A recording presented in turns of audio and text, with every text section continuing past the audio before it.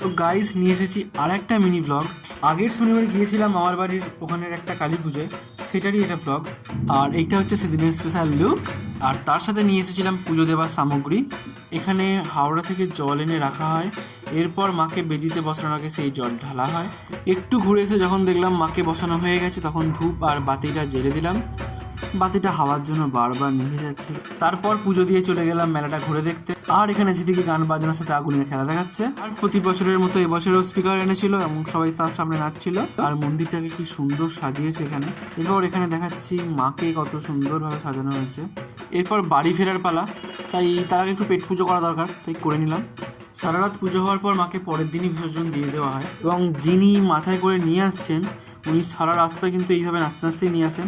মাকে বিসর্জন দেওয়ার আগে পর্যন্ত উনি মাকে মাথায় নিয়ে নাচেন। বিসর্জন হয়ে যাওয়ার পর ওই পুকুরের জল সবাই মাথায় নিলাম। মাকে বিসর্জন দিয়ে দেওয়ার বাড়ি চলে এলাম, আবার 1 বছরের অপেক্ষা।